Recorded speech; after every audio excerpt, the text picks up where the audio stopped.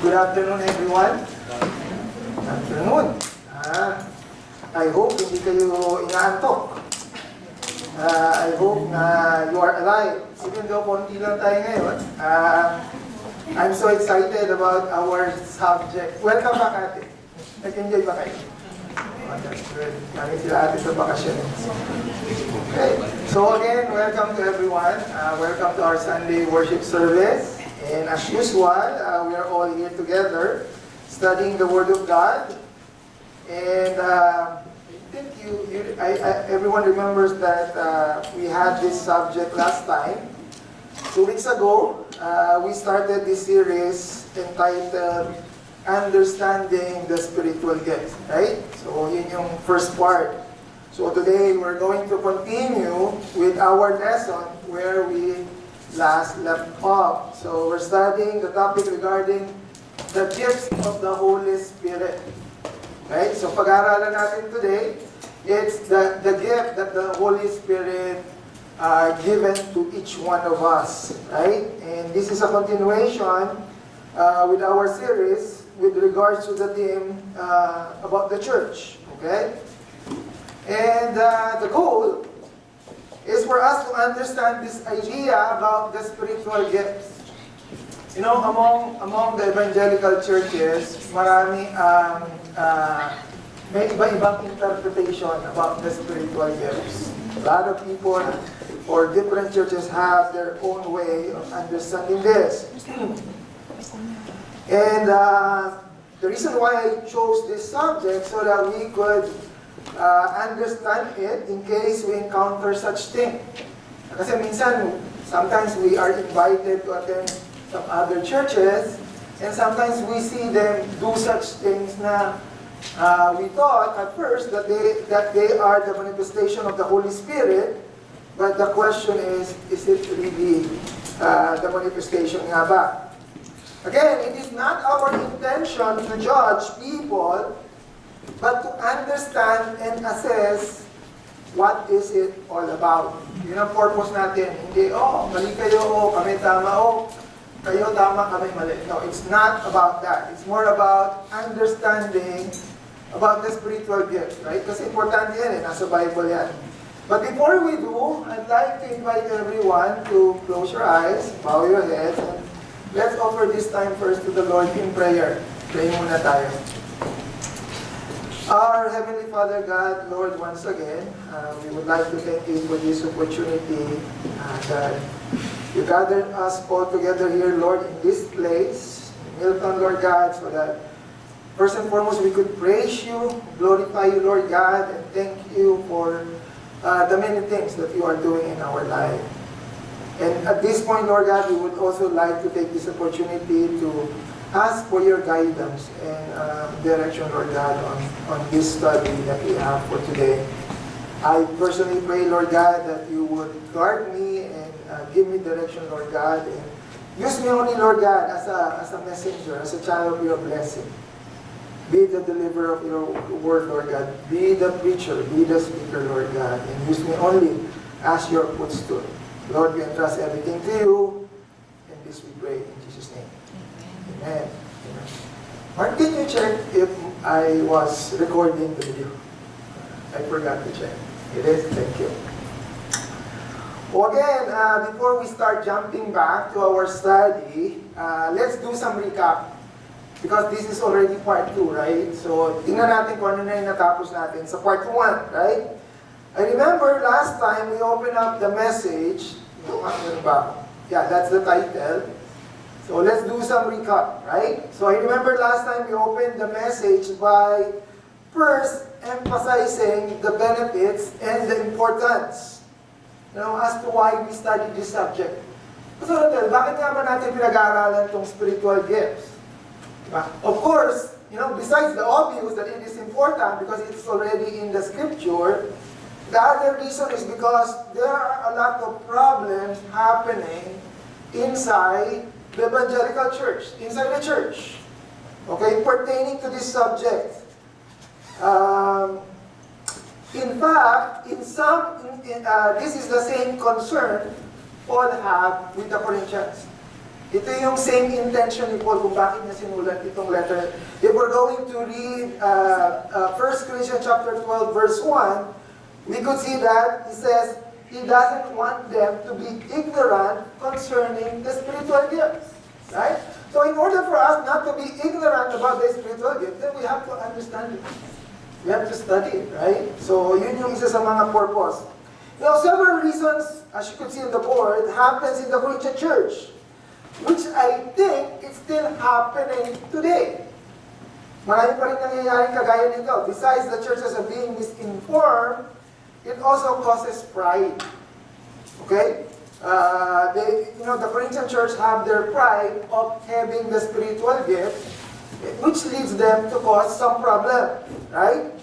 They have wrong belief, and then we could see some wrong teachings among or inside the congregation, inside the church.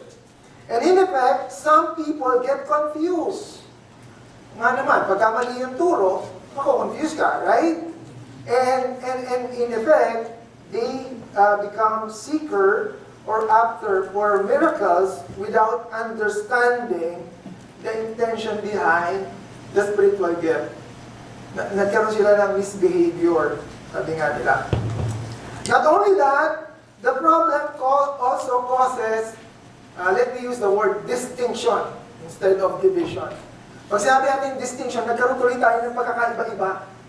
Diba? Other churches, they do this. Other churches, they do that. And tayo, we do our way of doing things inside the church. Is that a problem? We will find out, right? And this is, like what I've said, this is the reason why we study this. So that we don't become ignorant, and that is the benefit. Okay? So, that was the first thing that we introduced last time. Yun yung ating in-open when we started studying this series. Secondly, we also talk about some important background about this subject, right? Number one, we look at the life of the Corinthian church. Meron ba ako nun? Yeah, we studied the background about the Corinthian church. Historically, let me give you some information.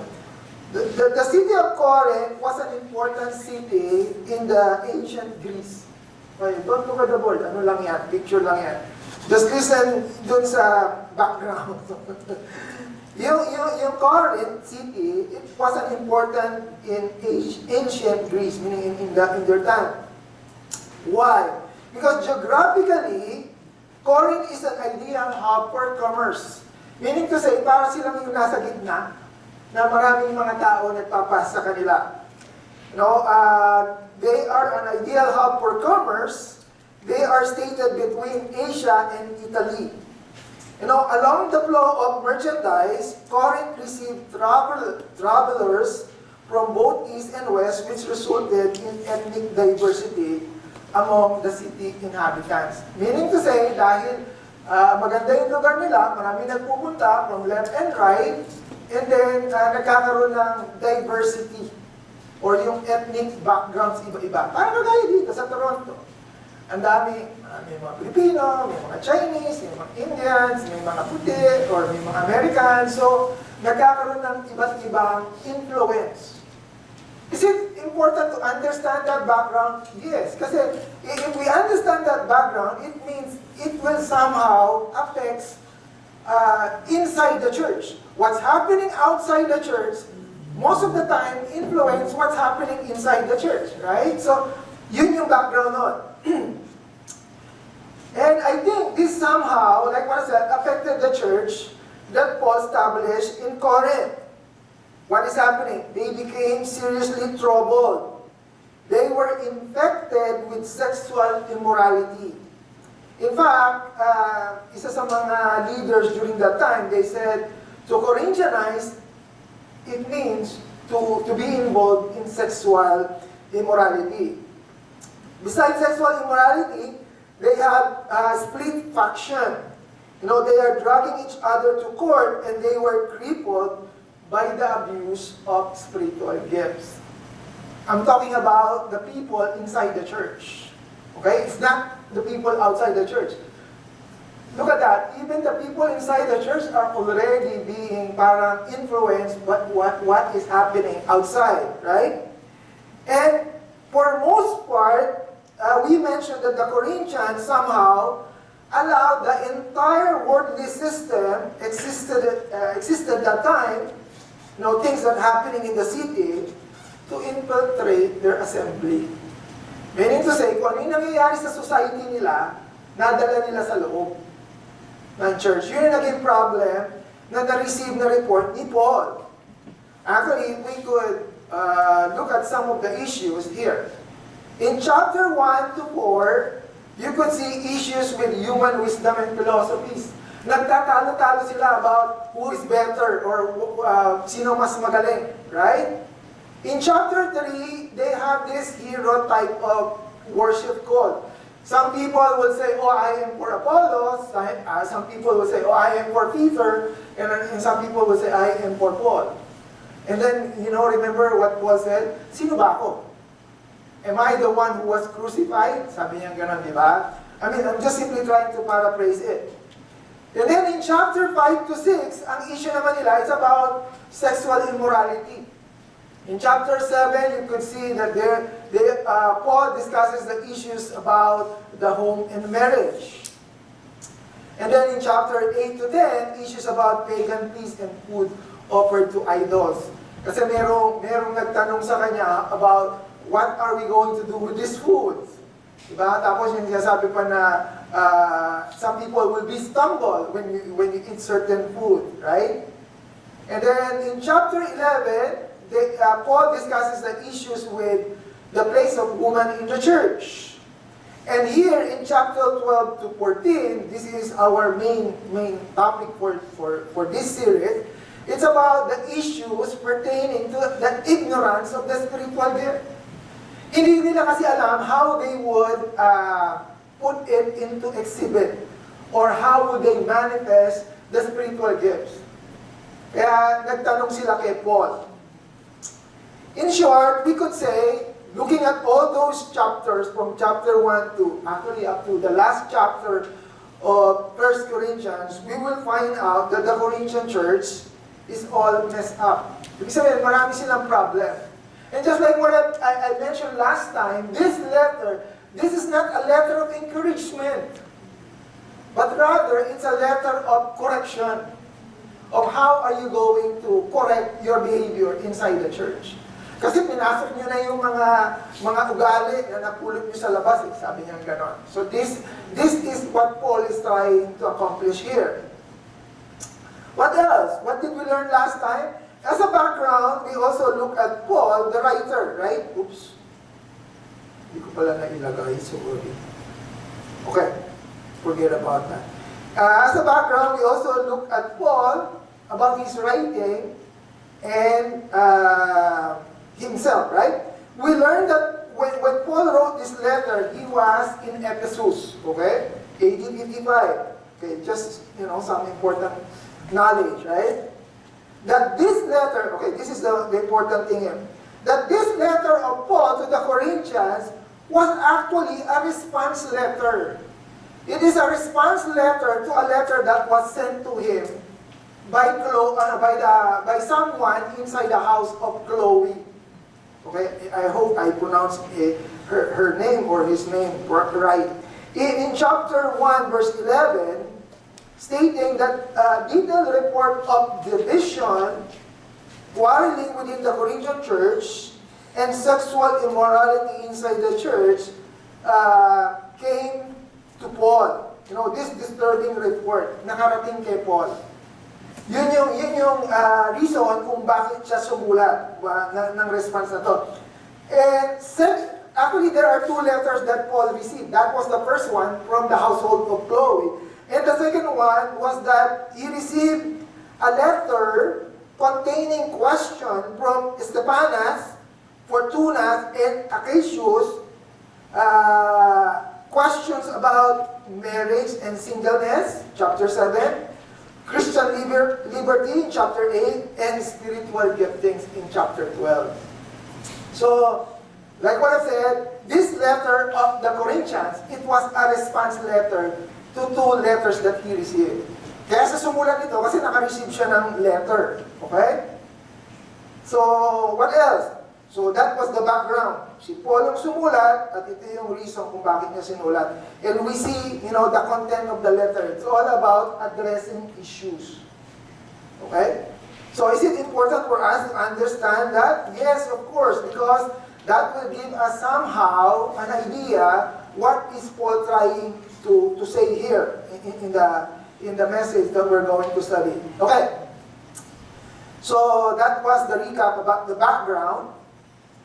And first, we see the benefits, we see the background, and now let's go back to the body of the message. Okay? I think this is what we covered last time, yung first portion lang, ng body. And this is where we will going to continue. Okay? I remember we mentioned 3 major things. Okay? I think I still have it here. Number 1, the position. 3 major things. The position. Number 2, the purpose. And number 3, the pattern. Okay? Chapter 12, 13, and 14. Those are the 3 major things that we highlight last time. Actually, hindi natin natapos. And I don't know if we could finish it today. But I don't wanna, I don't wanna rush everything. Gusto ko mas maintindihan natin. So if I can finish it, good. If not, then we will still continue. But the important thing is we understand this. Number 1, the position. What do you mean by the position, Pastor Adel? The position is, this is our understanding. Ibig sabihin, ito yung stand ng church.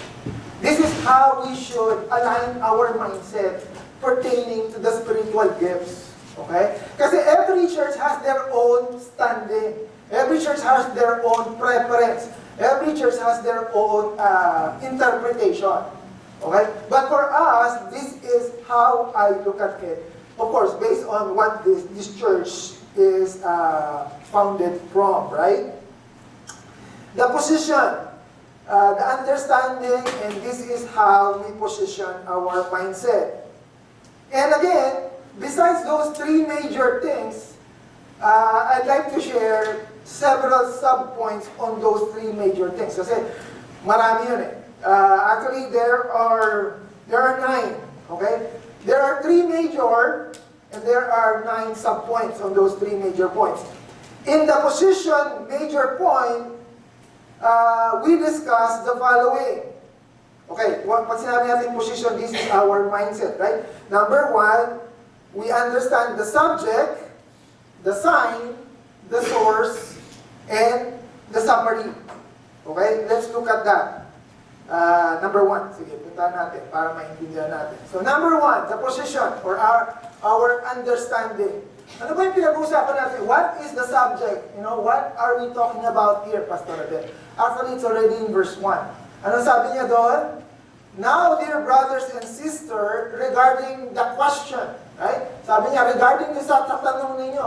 Okay, ano yung tanong niya? Ano yung subject doon sa tanong ninyo? Here, the special abilities, the Spirit gives. So it's about the Spirit, the gifts of the Spirit, right? So that is our subject, right? The subject is the gift of the Holy Spirit, the special abilities.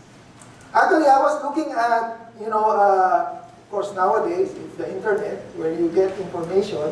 Wala na kasing dictionary ngayon. Birang-bira na yung gumagamit ng dictionary, right? So, I look at the internet and I try to find the definition of spiritual gift. So, the meaning of spiritual gift in Christianity, it's the spiritual, it is called the spiritual gift or charism, okay? And this is where we get that root word, charismatic. Okay, so what does it mean? What does the spiritual gift mean? It means it's an endowment or a grant which may be given by the Holy Spirit, and these are supernatural graces which individual Christian need. Ibig sabihin, ito daw po yung mga binibigay sa atin ng Holy Spirit na kahit pangangailangan natin to fulfill the mission of the church. Okay? I want you to hold on to that definition first, and then later we could see it as we go to the passage. In the narrowest sense, It is a theological term for extraordinary graces given to individual Christians for the good of others. So in short, ito yung mga giftings, special abilities na binigay sa atin ng Holy Spirit so that we could use to edify the body of the church or the body of the Lord, yung church, right? Now, looking at this passage, look at that passage. Okay? What can we see there?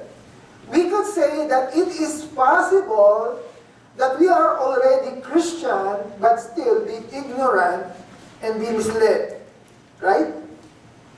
Tama po ba? Sino ba ang kausap ni Paul? Who is Paul talking here? The Corinthians, the believers.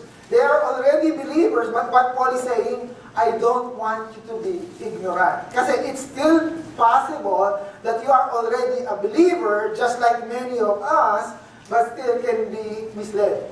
Right? And that is the reason why we're studying this subject. Right? So that is the subject. Now, let's look at the second understanding. Okay, now I understand the subject, Pastor Rodel. What's next? Let's understand the sign. What is the sign? What do you mean by the sign? Look at this. Sabi niya, you know that you were Gentiles carried away to these dumb idols. However, you were led. Okay, dito kasi sa ginamit ko dito, I think it's NLT version. Sabi niya ganon, you know that when you were still pagans, you were led astray and swept along in worshiping speechless idols. Okay, so what does it mean? What is Paul trying to emphasize here? Okay, basically what Paul is trying to say here is that we are now for the Lord and we are now supposed to be acting and knowing what is for the Lord. Again, he's talking to the Corinthians. Kasi sabi niya sa mga Corinthians, sa Panginoon na tayo. We are now for the Lord. We are no longer pagans. Or we are no longer follower of those speechless idols. You are already led. Ibig sabihin, meron ng pagbabago. Right? Paul is making them realize what they used to be before and what they are now. Parang sinasabi namin ni Paul, eto na kayo ngayon, no? Hindi na kayo ganun before. Di ba? Ngayon sabi niya, that you were Gentiles carried away by these dumb idols. However, sabi niya, you were led. Sabi niya ganon, you were still pagans before, then you were led astray and swept along in worshiping speechless idols. Okay? So, ano kasi yun NLT version, hindi ko napalitan. Anyway, anong kasunod? Sa verse 3, look at the sign. We're talking about the sign. Sabi niya, so I want you to know that no one speaking by the Spirit of God will curse Jesus, and no one can say Jesus is Lord except by the Holy Spirit. Okay? What is Paul trying to say here? Well, basically, Paul is trying to say that they have to be mindful in the idea that it would be impossible for a true believer of God to say or proclaim that Jesus is Lord unless he was led and filled by the Spirit. Okay? And it would not be possible for a true follower of God to curse him as well. Parang ang sinasabi lang dyan ni Paul is that it is not possible to say that you are, or to accept the fact that you are Christian, and then at the same time, you are cursing. And at the same time, only those who have the Holy Spirit indwelling in their life, or filled with the Spirit, can proclaim that Jesus Christ is Lord. Right? Okay, but there's a misconception, right? A lot of people are having misconception about the spiritual gifts. The fruit of the, compared to the fruit of the Holy Spirit. Sometimes, like what I said last time, they interchange that. You know? The fruit of the Spirit are the byproducts of the Spirit. Right? The fruit of the Spirit are the byproduct of the gift of the Spirit. What are the fruits? Love, joy, peace, patience, kindness, goodness, faithfulness, gentleness, and self-control. Those are the fruits. Okay? But the gifts are the offices later that we will see. The fruit are those things, and those are the effect of the gifts. Ibig sabihin, when you use your gift, the end result is that you will produce fruits. Okay? When you use your gift, it will produce fruit. The gift of the Spirit is given to Christians so that he or she will have a fruit. So it's the gift first before the fruit. So we are not supposed to interchange them. Right? Question. I have a question here. Parang Bible study. But question in your mind. Okay? What is the proof or evidence of the Holy Spirit in a person? Kasi minsan ito yung nagiging challenge ng marami. Oh, what is the evidence that you have the Holy Spirit? Some people, they answer this by telling, okay, if you do this, or if you exhibit this kind of manifestation, right? Follow-up question is, who can see and evaluate? Sino ba makakita? Is it possible for me or for somebody to know that you have, or the other person have the gift of the Spirit, or the Holy Spirit in person? Well, the answer is that, no. It's not possible for us to know if somebody have the Holy Spirit. Right? Let me explain. Pastor Rotel, how about that verse that says, you will know them by their fruits? Have you read that passage? Sabi na, you will know them by their fruits. Well, first and foremost, that particular passage is not referring to Christian or believers. That passage is referring to false teachers. Ang sinasabi ni Paul, malalaman ninyo who are the false teachers by their fruits. Right? It is not for the believers. But again, going back to my question, according to Christian theology, no human being can definitely prove or know with 100% certainty that another person is saved. Okay? Hindi ko malalaman na saved ang si Kuya Willie. Hindi ko alam kung saved talaga siya. Though he is claiming, right? I cannot know that Grace is truly saved, right? Even though, he's manifesting, the effect, right? That's the reality, eh? So, Pastor Adel, why did the Bible say that you may know that you have eternal life? Okay?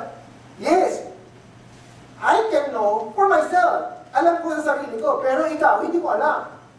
I cannot know if you are saved. But that particular verse, it's just like a statement for an individual. The person himself. Ikaw, malalaman mo kung ligtas ka. Pero hindi mo malalaman yung ibang tao kung ligtas sila. Right? Pastor Adel, how would you know that you are saved? Well, according to the Bible, na once I surrender my heart and I repent and I give my life to the Lord Jesus Christ, I am saved. Yun ang pinanghawakan ko.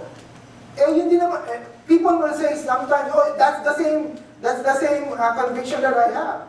Well, how would I know if you're not taking it?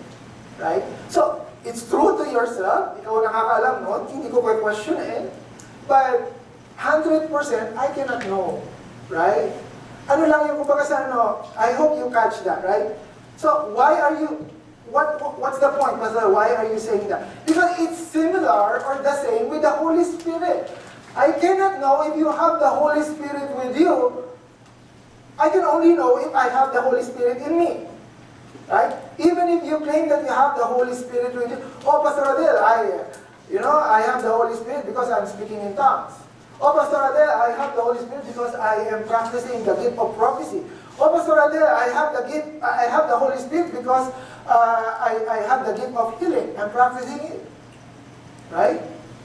But the question is, how would I know? Right? How would I know if you're not taking it? Right?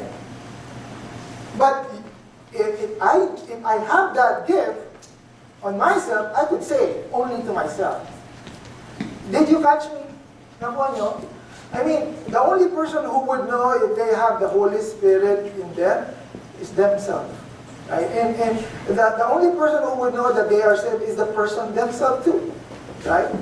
I can only assume. I can only assume si Kuya Willie saved yan. I can assume. But himself, he can confirm. Right? I can assume Sister Grace is saved or Sister Sugar has the Holy Spirit. I can assume. But the only one who can confirm is themselves. Right? So I hope you catch that, right? And what are the signs? Let us go back. Back na, bago na ako sa doon. So the sign is that, and sabi doon, is someone that are filled and led by the Holy Spirit, we will know that they are filled or they are being led by their submission and proclamation of Jesus into their life. Sabi nga no, except by the Holy Spirit, sabi nga no, di ba? Someone who could say Jesus is Lord. Eh, pastor natin, yung kapitbahay, my neighbor is saying Jesus is Lord, but, you know, he's not going to church. He's, you know, doing so many things. And this is what I'm trying to say. People can fake it, right? But a true believer, a true Christian, cannot become a Christian unless you proclaim. Right? That's what I'm trying to point out here. Okay? But again, only the person himself or herself would know if he is filled or indwelled by the Spirit. I'm using those terminologies and I will explain that later. Indwelled, infilling, baptized by the Spirit. Okay. So that was the sign. Okay. So the subject, it's the gift of the Holy Spirit. The sign, someone who could submit and proclaim the Lord Jesus Christ is Lord. And who can confirm that? Only the person themselves. Right? I can only assume, right? Number 3, this is what our understanding, this is the stand of the church. I mean, this is what I'm trying to share here. Number 3, the source. Of course, everyone knows, sabi ganon, verse 4, there are diversities of gifts, meaning diversities meaning different kinds. But the same Spirit. There are difference of ministries, but the same Lord. And there are diversities of activities, but the same God who works in all. Okay. So what is Paul trying to say here? Where Paul is trying to say that there are gifts, there are ministries, there are offices, and they do vary. Nagkakaiba-iba po. Right? But the source is all the same. It was from God. In fact, the source is from, if you would look at it, it came from the triune God. What do you mean, Pastor Adel? Look at this, the Trinity, right? Sabi ganon, sabi sa verse 4, diversities of the gift, but the same Spirit. Okay, referring to the Holy Spirit. There are different ministries, but the same Lord. Who is the Lord? The Lord Jesus Christ. And there are diversities of activities, but the same God. Who is God? God the Father. Right? Which basically represent all of the triune God, right? I'm just simply trying to stretch, that content. But the idea is that the gift of the Spirit comes from God. Okay? It comes from God. The source of the gift and the fruits of the Holy Spirit is given to us by God Himself, based on that passage. And it is not something that can be taught. Hindi po pwede sabihin, tuturuan kita ng halika dito, tuturuan kita ng isang gift ng Holy Spirit. Ganito ang gagawin mo. Itataas mo yung kamay mo, ididikit mo yung kamay mo sa ulo niya para gumaling siya. No. You cannot have that gift that way. Or sometimes people will say, okay, buka mo yung bibig mo and then just allow the thing to utter in your words. What are you trying to say, Pastor? What I'm trying to say is that it is God who gave this discretionally, right? Discretionally. Siya yung nag-decide kung ano yung ibibigay niya. And I hope you catch that word, diversity. When you say diversity, hindi lahat ibibigay sa'yo. Not everything will be given to you. Right? Maybe some will be given to you and some will be given to others. For what purpose? For the edification of the whole body. Okay? And in summary, okay, we know the source now, right?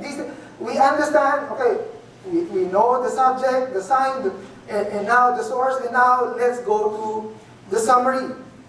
Okay, what do you mean the summary? These are the lists. Ito yung sinutugot ko kanina.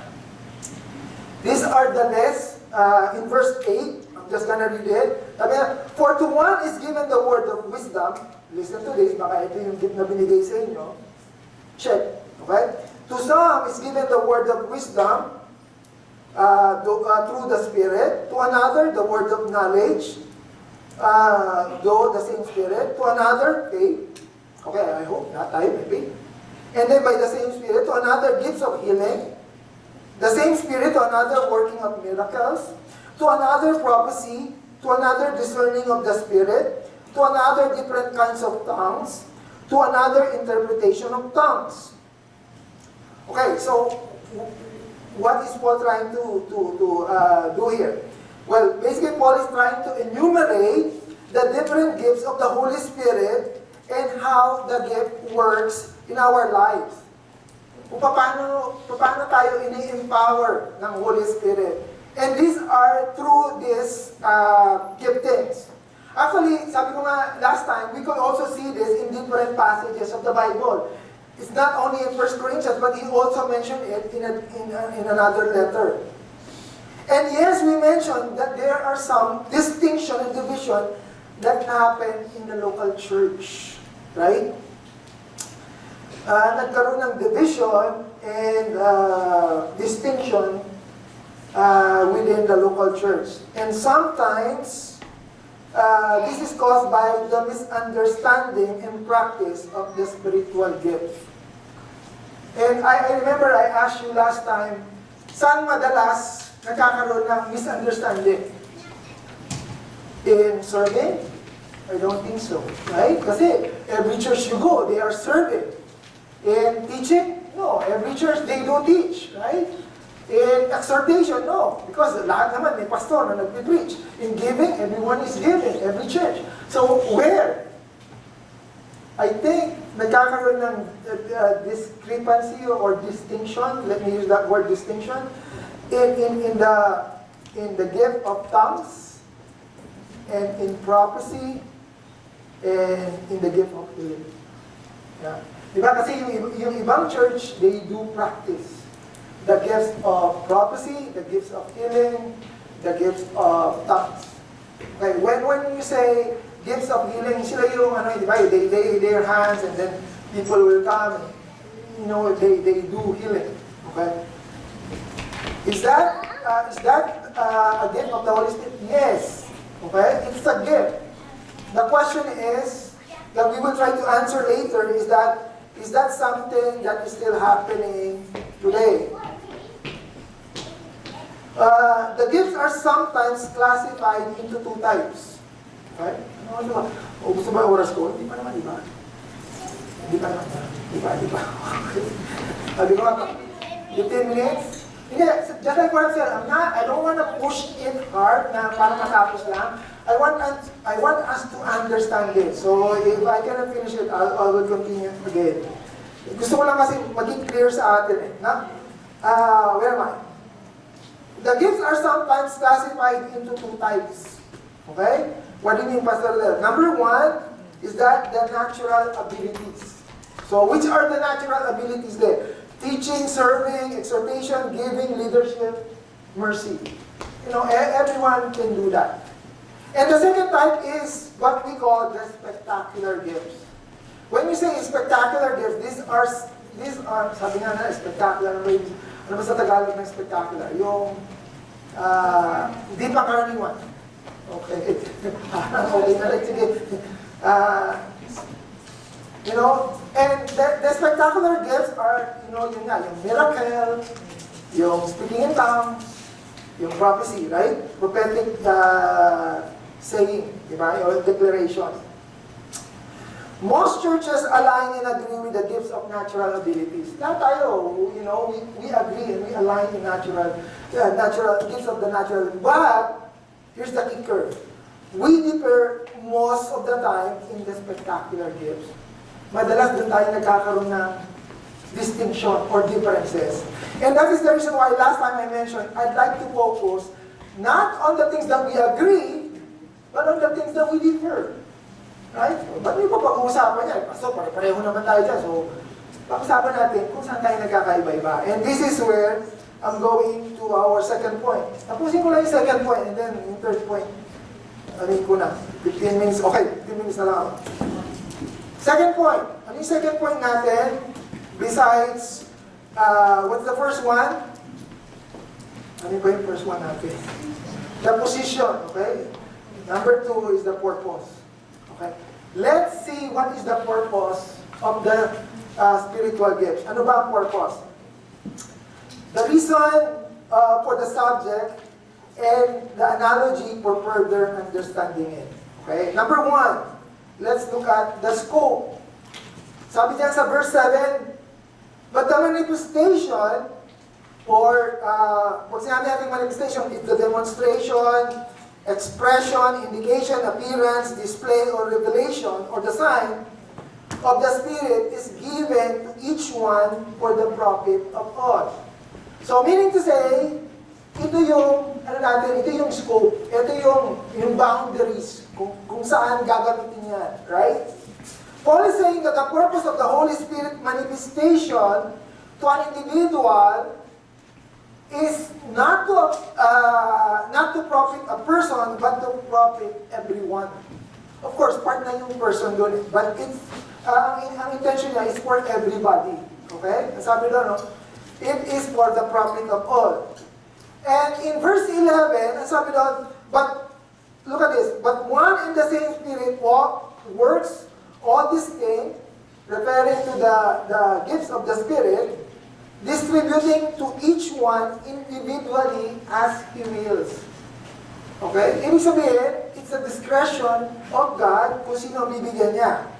Paul explained and strengthened the idea that the source of this empowerment is the Holy Spirit, which also distributes these divine abilities to everyone according to His discretion.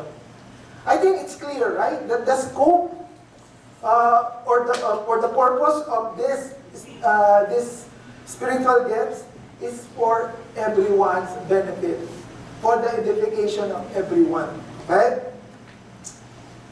Number 2, purpose. Okay? The intention. Number 2, the similarity. What do you mean, Pastor Abel?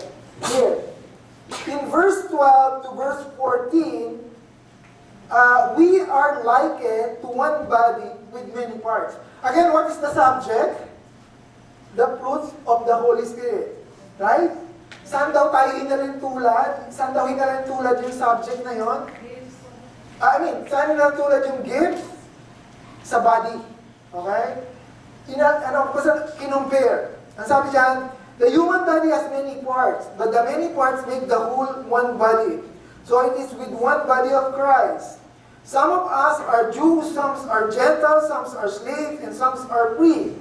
But look at it. But we have all been baptized into one body by one Spirit, and we all share the same Spirit. Yes, the body has many different parts, not just one part. After Paul give us an introduction about the subject of the gift of the Spirit, then pinasok niya yung analogy ng body. Okay? He explained further the idea or the concept of the gift of the Spirit using the analogy of the body. Okay? So what is he trying to say here? Basically, what he's trying to say is that the gift of the Spirit it varies, nag-iiba-iba, just like the different parts of the body. Okay? It's not all the same. So, we are likened to the body with many parts. And what else? we belong to each other to comprise the whole body. Saan makikita yan? Verse 15. Sabi niya gano'n, the foot should say, because I am not the hand, does it mean I'm not the body? Sabi niya gano'n, is therefore not the body? And if the ear should say, because I am not the eye, am I not the body? Is it therefore not of the body? Sabi niya gano'n, the whole body, where an eye, where would be the hearing? If the whole hearing, where would be the smelling?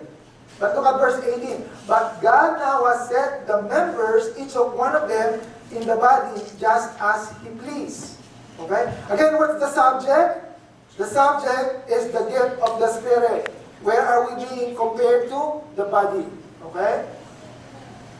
And sabi pa sa verse 20, indeed, there are many members, yet one body. There are many gifts, but one Spirit. Okay? What else? Similarity with the body, we are placed for harmony and care. Verse 24. Ano sabi dyan? While the more honorable parts do not require special care, so God has put the body together such that extra honor and care are given to those parts that have less dignity. Verse 25, this makes for harmony among the members so that all the members care for each other. So yun pala ang purpose ng parts natin. Para, para it will care for each other. Same thing, same analogy, same comparison with the gifts of the Spirit. Everyone have given, different gifts so that we could all share for the purpose of all the members. Sabi sa verse 26, if one part suffer, all the parts suffers with it. And if one part is honored, all the parts are glad. Again, Paul is not talking about the body here, right? He's just using it. Ang nasa mindset niya, ang nasa isip niya, the back of his mind, it's the gift of the Spirit. Okay? He's just only using that as an analogy. Okay? What else? Here. The purpose. Verse 28. Sabi nga, verse 27, the parts are different. All of you together are Christ's body, and each of you is part of it. Here are some of the parts that God has appointed to the church. First, the apostles. Second, the prophets. Third, the teacher. Then those who do miracles. Those who have the gifts of healing. Again, he's talking about the gift of the Spirit. Those who could help. Those who have the gift of leadership, those who speak in unknown language. So again, we could see here that the gift of the Spirit, kasi minsan napapagbaliktad ko yung gift tsaka yung fruit. The gift of the Spirit sometimes refer to the offices or function. Okay? Yun ang purpose nun. Why we are given the gift? So that we could function it on different offices for the church. And in verse 29, sabi doon, there are different offices and function. Sabi niya sa verse 29, are all apostles, are all prophets, are all teachers, are all workers of miracles? Do all have the gifts of healing? Do all speak with tongues? Do all interpret? So, looking at this statement, basically we could conclude the idea that not everyone has all the same. Diba? That in itself is basically telling us that not everyone have the same thing. But what is the conclusion about this similarity? Okay? Well, the conclusion is that God wants us to understand the purpose of the spiritual gifts as compared to the body. Right? And this is to understand that it has many parts that are different in nature and purpose, that despite of the differences, the uniqueness, we are still here to help to build the whole body. Okay? So, miski magkakaiba tayo ng spiritual gifts, ang purpose natin is still the same. And that is to build the body. Just like the human body. Right? So, that is, number one, the scope. We understand the scope, the similarity. And then, let's look at the supreme. What do you mean, Pastor Adel, by the supreme? Okay. Kung sabi natin supreme, hindi yung mas na higher. Okay? So look at verse 31. Ang sabi actually, wala pala dyan. Sabi sa verse 31, so you should earnestly desire the most helpful gifts. Okay? So meron palang most. Ginamit niya yung word na most. Ibig sabihin, yung mas nakakatulong. But now, let me show you a way of life that is best of all. Ano sabi ni Paul? You should earnestly decide the most helpful gifts, but let me show you the way of life that is best for all. Let me show you the most excellent way. Okay, so in relation to this, let's reverse time for a moment. Give me 5 minutes and I'm done. Okay, 5 minutes na lang po. Like what I'm saying, Paul is trying to address the issue about the use of the spiritual gifts, right? Kung bakit niya why he wrote this letter. Because he's trying to address the improper use of the spiritual gifts from the Corinthians. Remember, that is their big problem, the abuse of those spiritual gifts from chapter 12 to 14.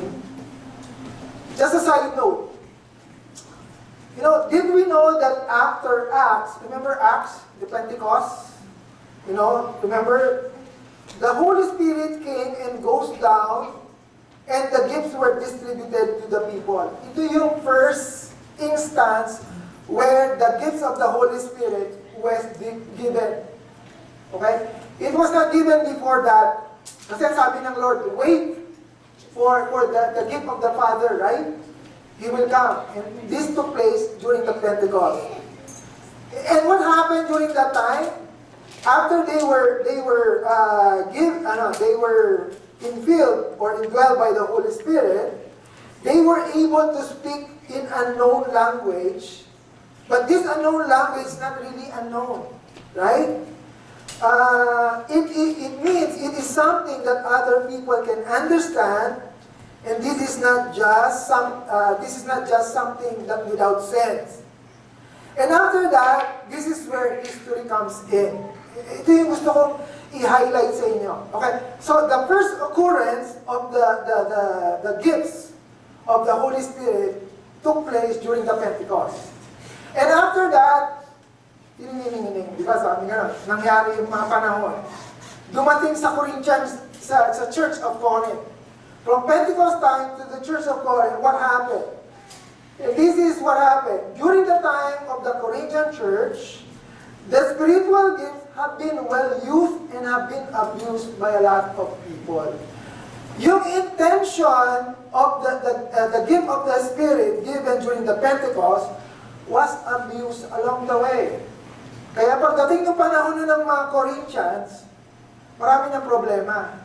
And this is the reason why Paul tried to address it. The initial intention of the gift of the Spirit somehow nagkaroon ng parang problem somewhere along the way. Because people abused it. Right? Nasa ba? Here. There are studies during the time of the New Testament period, during the time of Corinthians, a lot of people is using the gift of tongues, especially the gift of tongues, because this is what we're trying to focus here, for their own purpose. Ginamit nila yung gift na yon in their own purpose. Okay? What is the initial purpose of the gift of tongues during the Pentecost? And that is to proclaim the message of God to foreigners. Kasi at that time, maraming nations, and God enabled the disciples that time that they could speak their other language, foreign language, so that other people will know. Right? If you read Acts. So that was the initial purpose. And eventually, that purpose along the way changed. In fact, some people use it for praying. Dumating, it came to a point that people were using the gift of tongue in prayer.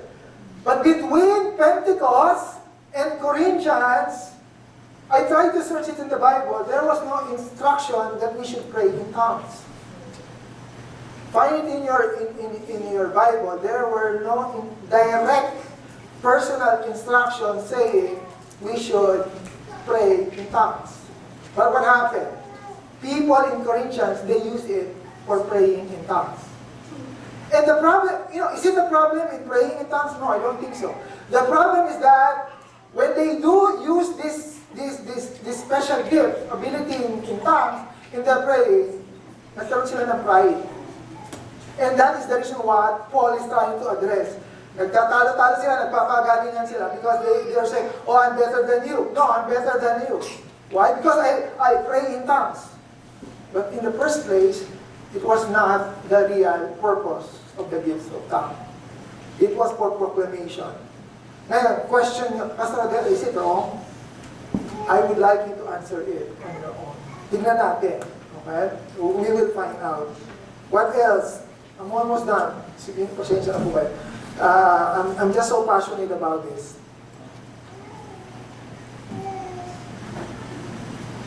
Look at this. Imagine this, right? What Paul says in verse 1 or 2, right? Verse 1 and 2. Sabi niya, it is not possible for you to claim that you are a Christian and at the same time, you are cursing. Ano sabi dun sa verse 1? Diba yung pinasa natin kanina? It is not possible for a person to say that he is a Christian and at the same time cursing. It is only through the Holy Spirit, right? Because what Paul is trying to say is that you are claiming to be Christian, you are claiming to speak in tongues, but at the same time you are dragging each other to court. You are claiming that you are Christians, you are claiming that you are exhibiting the gift of the Spirit, but at the same time you are involving yourself in sexual immorality. It doesn't match. Right? So basically that is what Paul is trying to say here. It is not possible for you to claim, right? And at the same time, you are doing so and so. So imagine you are saying that you are praying in tongues and at the same time you are cursing. Imagine you are saying that you are proclaiming the gospel of God through speaking in tongues and at the same time you are cursing each other, you are fighting, you are quarreling. They are believers, but at the same time, they are still sinning. What I'm trying to say is that they are cursing and they are doing a lot of sexual immorality, though they are claiming that they were speaking in tongues and they are doing the spiritual gifts. In fact, let me side note, this speaking in tongues, it doesn't only happen in the Christian community. Do you agree? It also happens even in Buddhists, even in Islam. It also even happens even in other religions. In fact, they use it for their own purpose. Do you remember that word, abracadabra? Right? They use those kind of gibberish words to perform certain magic. Why? For their own purpose. And basically, that's the same thing. Right? I remember they were saying that is where it came from. They cast spells. They utter words to show that, I'm performing certain miracle, magic, abracadabra. Right? So again, is speaking in tongues a gift of the Holy Spirit? Yes. Okay? But later, I will discuss it further. Wala na akong time. We will continue, okay? Pero, I'm just so passionate to share it with you. Ang intention ko is that we will understand, just like what Paul is saying, so that we are not ignorant about the gift of the Spirit. Okay? Let's pray. Continue natin next time. Heavenly Father, Lord, once again, we would like to thank you for this time that you have given us, Lord, enlightenment, insight about the gift of the Holy Spirit. Lord, help us to understand this clearly. And Lord, do not allow us to use this as a source of our pride, whatever gifts that you have given us. Lord, thank you because there are so many gifts. And we know, Lord God, that some way or the other, you have bestowed us that gift.